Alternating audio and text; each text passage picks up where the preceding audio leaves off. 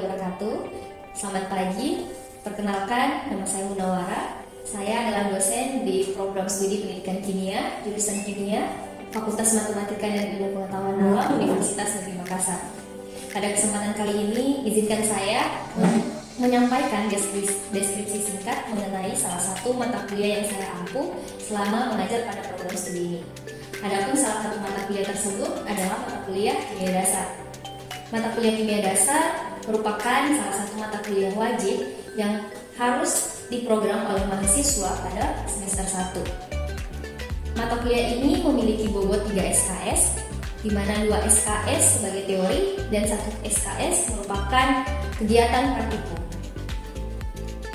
Mata kuliah ini merupakan mata kuliah dasar yang sangat penting karena merupakan dasar bagi mahasiswa dalam mempelajari materi kimia pada semester selanjutnya. Mata kuliah ini merupakan mata kuliah untuk mengembangkan kompetensi dalam memahami konsep zat dan materi, atom, molekul, dan ion, sistem periodik unsur, ikatan kimia, stoikiometri, larutan asam basa, sampai pada pengantar kimia organik. Adapun beberapa bahan kajian atau materi pelajaran yang akan disampaikan selama 1 semester pada mata kuliah ini yaitu struktur atom, sistem periodik, struktur molekul, stoikiometri, larutan, energetika kimia, elektrokimia, serta pengantar kimia organik. Adapun beberapa pencapaian mata kuliah atau CPMK pada mata kuliah kimia dasar ini ada 5. Yang pertama yaitu mahasiswa menerapkan ilmu dasar penyusun materi dan struktur atom terhadap sifat suatu unsur berdasarkan letaknya dalam sistem periodik unsur. Yang kedua, mahasiswa menganalisis konfigurasi elektron untuk membentuk ikatan kimia dan struktur molekul suatu senyawa. Yang ketiga, mahasiswa mampu mengevaluasi konsep stoikiometri pada berbagai materi kimia. Yang keempat, mahasiswa menerapkan konsep senyawa hidrokarbon. Dan yang terakhir, mahasiswa menggunakan konsep kimia dalam pelaksanaan kegiatan di laboratorium. Adapun metode perkuliahan yang digunakan selama 1 semester didasarkan pada aturan Rektor Universitas Negeri Makassar yang terdiri dari 70% murid dan 30% daring. Dalam mendukung perkuliahan, Universitas Negeri Makassar memiliki LMS yang dapat digunakan baik pada pembelajaran daring maupun pembelajaran luring. Dalam pembelajaran daring, LMS ini sangat berguna baik pada sistem sinkronus maupun asinkronus. Pada pembelajaran luring, LMS ini dapat digunakan oleh mahasiswa untuk mengisi daftar hadir secara mandiri dan juga untuk mengumpulkan berbagai tugas yang diberikan oleh dosen. Selain itu, LMS ini juga dapat digunakan oleh dosen untuk menyediakan materi-materi perkuliahan.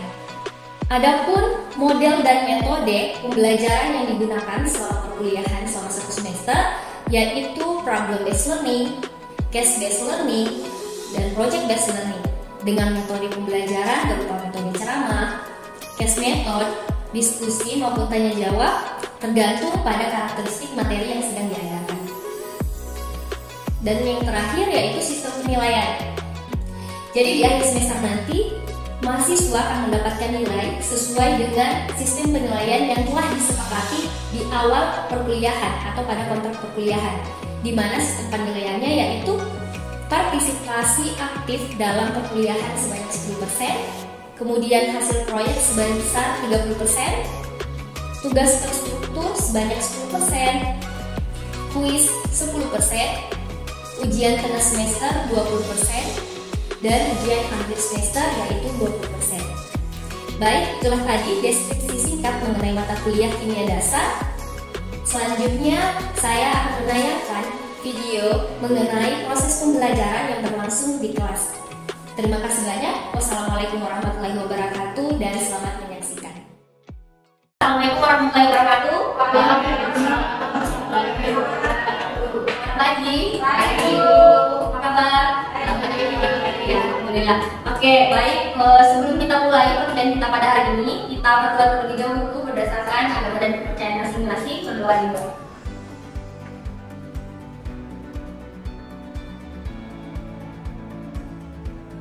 Berdoa selesai. Oke, baik, jangan lupa untuk daftar hadir terlebih dahulu bisa pakai. Silakan isi dulu daftar hadirnya.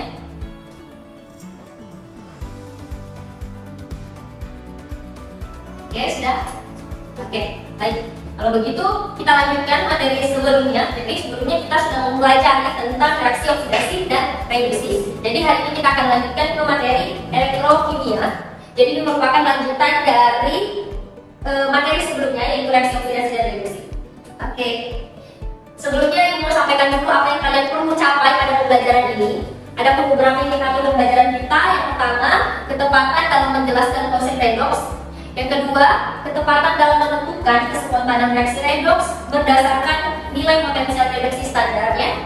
Dan yang ketiga, ketepatan dalam mengidentifikasi lokasi sel suatu reaksi redoks.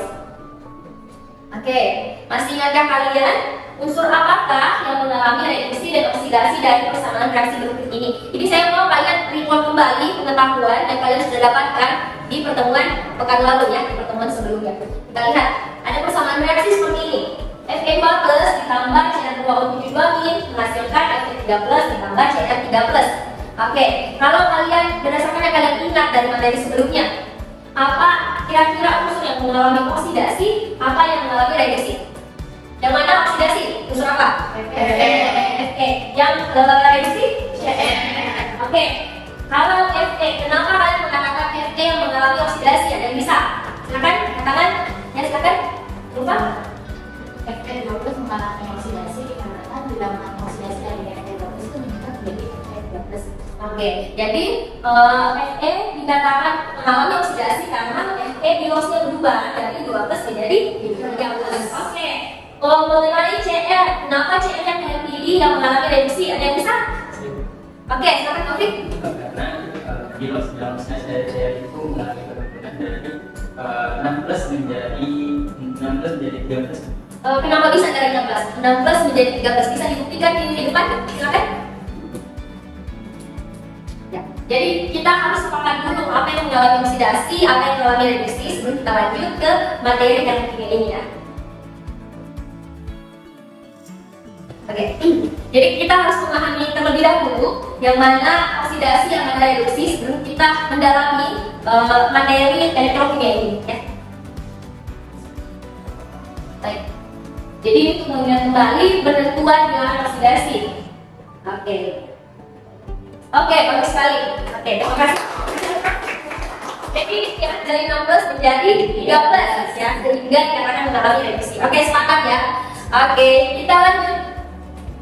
Oke, di sini ada beberapa jenis apa ini? Baterai. Oke, saya harap kalian sudah familiar dengan baterai ini. Biasanya di baterai center. Kemudian yang seperti ini biasa kalian gunakan di apa ya biasanya? Jam tangan boleh. Kemudian ada beberapa alat digital yang menggunakan baterai yang lebih kompleks seperti itu. Kemudian ini ada juga baterai yang lebih kecil. Karena kalian ini ada remote ya, yang biasa digunakan di TV, AC dan lain-lainnya. Oke, baik. Sekarang kalau kalian melihat ketiga baterai ini, apa kira-kira perbedaan yang bisa kalian lihat? Voltnya ya, atau apa namanya? Tegangan. Oke, bermacam-macam. Jadi ada 5 volt, ada 3 volt, ada 4,2 volt ya. Jadi tegangannya berbeda-beda tergantung apa? Tergantung dari elektrodanya atau mungkin juga larutan elektrolit di dalamnya. Nah, dari pembahasan tersebut nanti kita akan lihat bagaimana suatu beda potensial atau tegangan itu ditentukan dari elektroda yang berbeda karena nilainya masing-masing berbeda. Oke, kita lanjutkan ke pembahasannya. Jadi ini termasuk sel elektrokimia. Dalam sel elektrokimia, selisih potensial listrik antara anoda dan katoda disebut voltase sel, gaya elektromotif atau EMF, potensial sel. Ya, jadi ketiga-tiga ini istilah berbeda, namun semua tujuannya adalah sama, ke voltase. Jadi kalau kalian menemukan istilah voltase sel berarti tegangan tadi voltnya. Kemudian gaya elektromotif EMF, kalau disuruh menemukan EMF berarti ke volt juga. Kemudian potensial sel begitu pun juga, ya sama ketiga itu. Kemudian sebelum kita menghitung nilai potensial masing-masing sel, kita lihat dulu bagaimana cara menentukan diagram sel. Nah, tadi kita sudah sepakat yang mana mengalami oksidasi, yang mana mengalami reduksi. Sekarang kita lihat di sini ada reaksi redox, yang mana mengalami oksidasi, yang mengalami reduksi. Oke, good. Jadi kita lihat. Nah, di sini masing-masing konsentrasinya 1 molar. Cara menentukan diagram selnya kita lihat. Ada Zn dulu, kemudian ada Zn2+, ada garis 2, Cu2+, kemudian garis 1 dan Cu. Apa maknanya? Kita lihat. Garis 1 memisahkan reaktan atau fasa setiap setengah sel. Setengah sel yang mana? Setengah sel adalah ini setengah. Makanya tidak bisa dikatakan reaksi redoks apabila hanya ada reaksi reduksi saja atau hanya ada reaksi oksidasi saja. Jadi redoks dikatakan redoks ketika dia ada reduksi, ada oksidasi. Oke, good. Jadi tanda garis 1 itu untuk memisahkan fasa. Kenapa dikatakan memisahkan fasa? Lihat di sini. Ini fasanya solid. Zn2+ fasanya apa? Lalu kan aqueous, betul ya? Aqueous. Nah, yang garis 2 untuk memisahkan setengah sel. Jadi garis 2 atau biasa garis 2 itu dinamakan sebagai jembatan garamnya. Jadi ada pemisah selnya. Oke. Nah, ternyata yang sebelah kiri adalah anoda yang mengalami apa? Oksidasi. Dan yang di katoda mengalami apa? Reduksi. Betul sekali ya. Oke. Silakan mau dicatat dulu.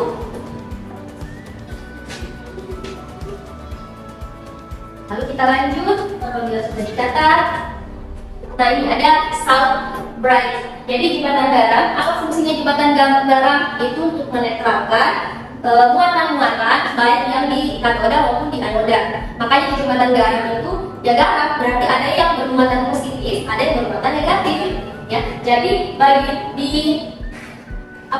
di gelas ini yang kekurangan ion negatif, itu nanti ion negatif dari jembatan garam akan bergerak ke arah situ supaya menetralkan, supaya menyeimbangkan muatannya, begitupun sebaliknya. Ya. Nah, biasanya kamu untuk jembatan garam itu adalah larutan garam ingat, biasanya NO3. Nah, kita lanjut ke kespontanan reaksi. Bagaimana kita bisa mengetahui reaksi itu berjalan spontan atau tidak? Jadi kita lihat dulu di sini ada 2 sel, ini sel elektrokimia yang di atas, yang di bawah adalah sel elektrolisis. Nah, kalau kalian lihat bedanya di sini ada kulkas atau voltmeter ya. Sedangkan di sini ada aki. Aki di sini sebagai sumber apa? Iya, sumber arus atau sumber listrik atau sumber energinya. Sedangkan di sini butuh tidak? Tidak butuh. Jadi kira-kira dari kedua gambar yang mana yang mengalami reaksi spontan? Yang di atas atau di bawah? Iya, yang di atas karena dia tidak butuh sumber energi atau listrik dari luar supaya mengalami reaksi. Ya. Jadi tergantung dari kita lihat spontan atau tidak dari potensial listrik atau endoselnya. Ya, endoselnya. Nanti kita lihat bagaimana cara menentukan endosel. Nah, sebelum ke endosel, Ibu mau tunjukkan dulu tabel potensial reduksi beberapa unsur. Jadi ada banyak di sini ya. Namun di sini bentuknya dalam bentuk reaksi reduksi semua. Kenapa reduksi? Karena kalau kalian lihat di sini misalnya Ni2+ tambah 2 elektron menjadi Ni. Ya, ini artinya dia tereduksi. Jadi tabel reduksi standar, potensial reduksi standar. Jadi artinya semakin ke atas, agen pengoksidasinya kuat. Mengoksidasi kuat. Jadi dia mengoksidasi unsur lain. Jadi dia mengalami apa? Reduksi, ya, betul. Jadi semakin kuat dia mengoksidasi unsur lain, maka dia akan mengalami reduksi.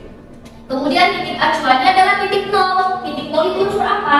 Unsur hidrogen di situ ya. Jadi di bawah, kemudian di bawahnya ada negatif, agen reduksi terkuat. Artinya begini, semakin ke bawah atau semakin negatif nilainya, maka kemampuan mereduksinya semakin kuat. Jadi dia semakin mengalami oksidasi. Ya, semakin kecil nilainya atau semakin negatif nilainya, maka akan mengalami oksidasi. Jadi kalau ketemu antara misalnya di sini ada unsur Fe3+ tambah elektron menghasilkan Fe3+ dengan nilai 0,71 ketemu dengan Cr3+ tambah 3 elektron menghasilkan Cr. Ini minus 0,24. Yang mana yang mengalami reduksi? Berarti yang lebih besar nilai NO-nya. Ya, berarti kalau posisinya di tabel ada di atas, berarti dia mengalami reduksi di atas, semakin mengalami reduksi. Oke, untuk melihat hal tersebut kita langsung lihat di contoh bagaimana penentuan potensial elektroda standar, yaitu dengan cara NO sel sama dengan NO katoda dikurangi NO anoda. Katoda mengalami apa? Reduksi. Anoda mengalami apa? Oksidasi. Oke, bagus. Jadi ketika kita menentukan NO selnya, ternyata hasil pengurangan katoda dan anoda adalah lebih besar dari 0, maka reaksi tersebut terjadi atau berlangsung secara spontan. Oke, mari kita lihat contoh. Contoh di sini. Berapa EMF atau berapa E0 sel atau berapa voltnya nanti suatu sel elektrokimia dengan elektrodanya ada CD dan elektroda yang lainnya adalah CR. Lihat ya. Nah, datanya adalah seperti ini. Ya. Jadi potensial NO-nya untuk kadmium itu adalah min 0,40 volt.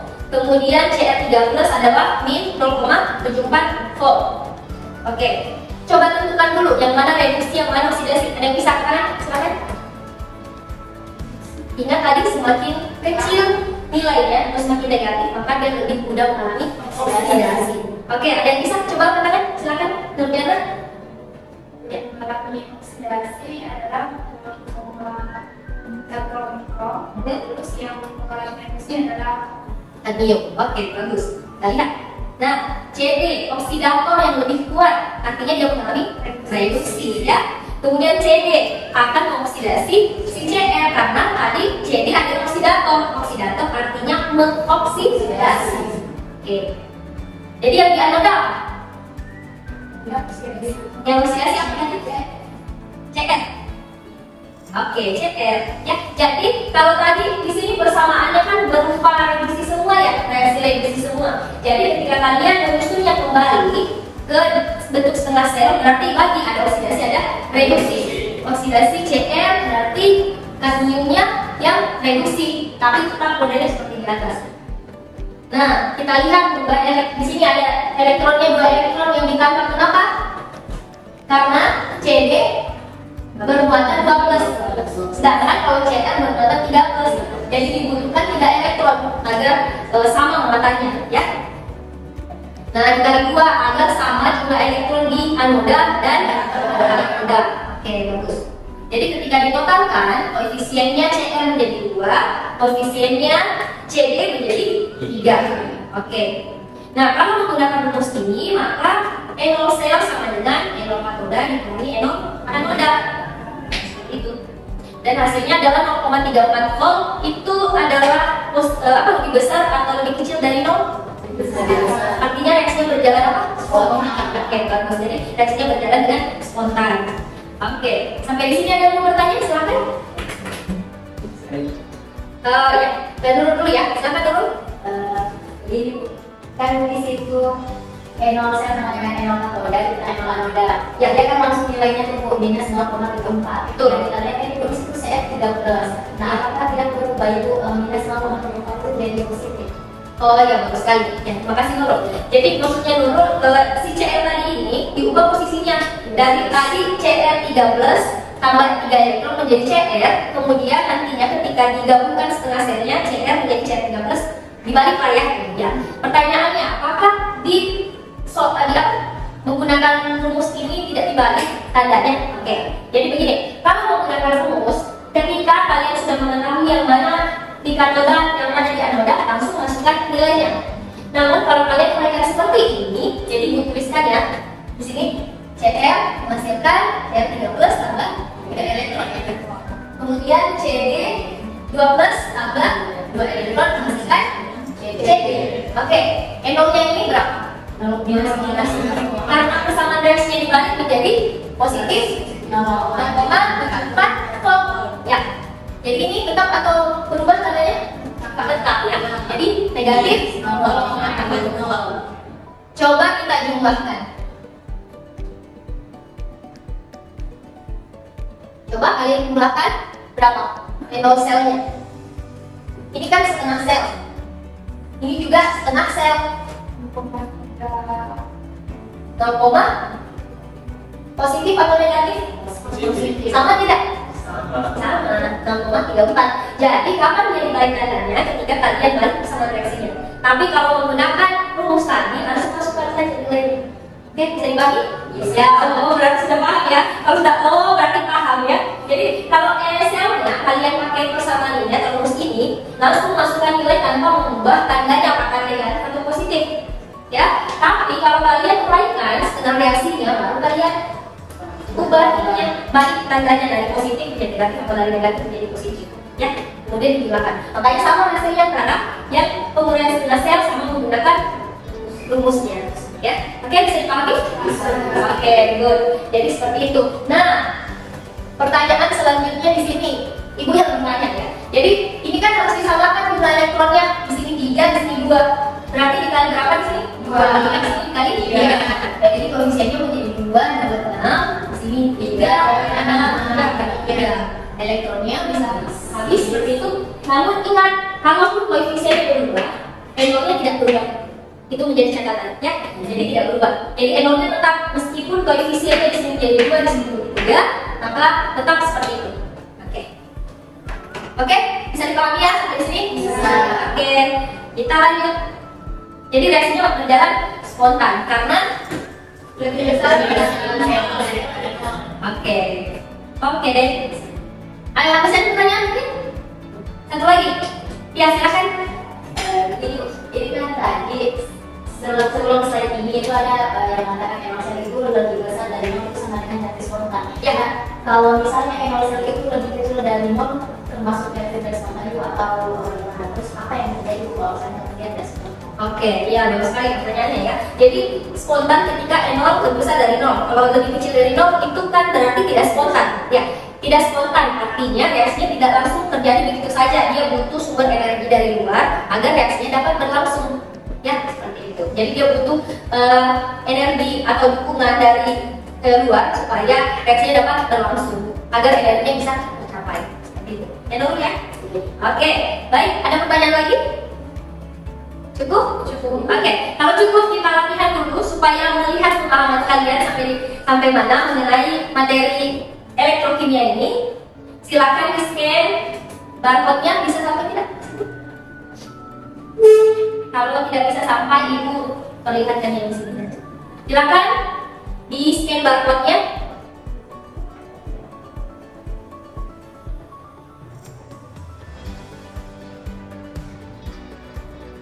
Oke. Ini untuk melihat kita mengevaluasi ya pemahaman kita sampai mana untuk materi hari ini. Bisa di scan? Kalau tidak silakan bisa berdiri mendekat. Kalau tidak bisa kelihatan. Sensitivitas berbeda-beda ya. Ada yang langsung masuk, ada yang belum. Bisa? Atau buka saja puisis, kemudian masukkan kodenya. Kalau tidak bisa, scan barcode bisa? Sudah bisa? Nah, ini di bawah kodenya 18338. 18338.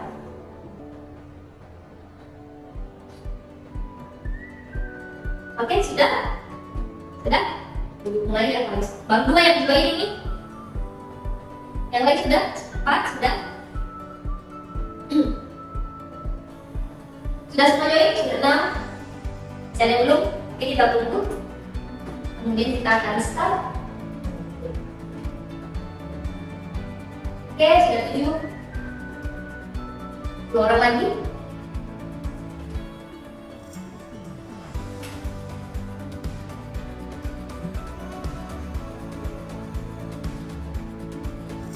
Oke, kita mulai.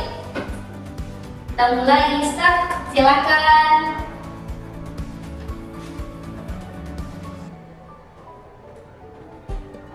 Oke. Kita jawab. Kita akan lihat pemahamannya bagaimana.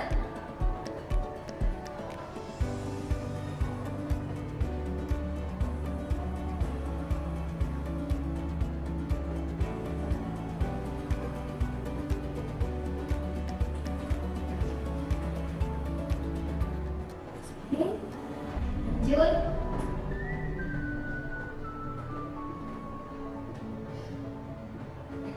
Oke, bagus.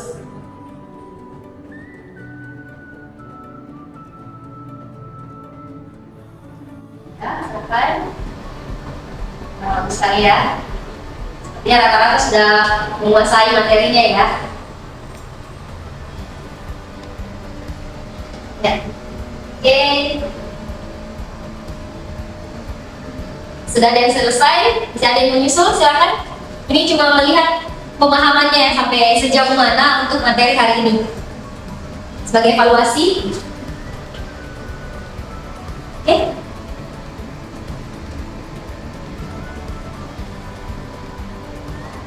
Sudah? Sudah. Sudah? Sudah. Oke, ada beberapa orang lagi ya? Yang belum? Silakan.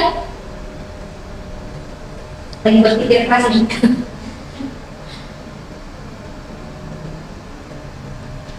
Oke, sedikit lagi. Hampir selesai semuanya. Oke. 3 orang lagi. Ya. Kita dikerjakan sesuai dengan yang sudah dipelajari tadi. Ini sudah semua ya? Oke, bagus. Oke, kita kasih aplaus untuk ini yang paling tinggi, ada Nurul, ada Sabrina, dan ada Arlin. Ya, namun ini perubahan ya sebenarnya, tapi hanya kita mengevaluasi pengetahuan dari materi yang kita pelajari hari ini. Oke, bagus sekali. Ya, terima kasih. Baik, dengan demikian kita tiba pada akhir pembelajaran pada hari ini. Namun sebelumnya, mari kita buat kesimpulan bersama-sama dulu dari pembelajaran kita pada hari ini. Ada yang mau coba buat satu kesimpulan pertama? Silakan, katakan. Ya, Nurul, silakan Nurul. Baik, terima kasih atas kesempatannya. Kesimpulan yang dapat saya tarik dari pembelajaran tadi mengenai topiknya yang pertama itu penulisan notasi sel. Ya, cara penulisan notasi sel itu sepemahaman saya yang sudah kita pelajari itu di mana yang kita tulis itu yang terlebih dahulu unsur yang teroksidasi, kemudian dikasih garis satu, maknanya itu sebagai diagram fasa atau pembatas fasa kayak gitu Ibu. Ya, dan terus setelah itu unsur yang tereduksi. Ya, nah sebelum ditulis unsur tereduksi itu kita harus menulis jembatan 2. Nah itu maknanya jembatan 2 garis 2 maksudnya. Nah itu maknanya sebagai jembatan ganda. Oke, seperti itu. Iya, bagus sekali ya. Jadi terima kasih Nurul. Jadi penulisan notasi sel seperti yang dikatakan tadi oleh temannya Nurul. Jadi penulisan notasi sel dari oksidasi dulu, yang mengalami oksidasi, kemudian yang mengalami reduksi. Dengan cara apa? Fasanya dibedakan dengan garis 1, kemudian setengah selnya dipisahkan menggunakan garis 2. Oke, bagus. Kesimpulan kedua ada bisa? Oke. Kurang dengan enol oksidasi. Oke, enol reduksi kurangi enol oksidasi. Oke, bagus sekali ya. Seperti itu. Jadi nilai potensial dapat ditentukan menggunakan persamaan enol sel sama dengan enol reduksi dikurangi dengan enol oksidasi. Ibu tambahkan sedikit, bisa juga dengan cara seperti ini, kalian jabarkan setengah selnya. Oke, ya bagus ya. Oke, yang terakhir tentang spontan reaksi. Silakan. Kesimpulan yang bisa saya dapatkan ialah suatu reaksi dikatakan spontan jika enol selnya itu lebih besar daripada nol. Oke, jadi kapan reaksi redox itu spontan ketika enol selnya dari nol. Oke, bagus sekali. Jadi itulah kesimpulan yang kalian berikan tadi, dan berdasarkan hasil evaluasi dari pembelajaran kita pada hari ini ternyata sebagian besar sudah menguasai materinya. Ya, sudah sangat interaktif juga, ada yang bertanya, ada yang memberikan jawaban, ada yang memberikan pendapat, dan merecall kembali pengetahuan sebelumnya. Oke, baik, dengan demikian berakhirlah pertemuan kita pada hari ini. Terima kasih banyak atas perhatiannya. Wassalamualaikum warahmatullahi wabarakatuh.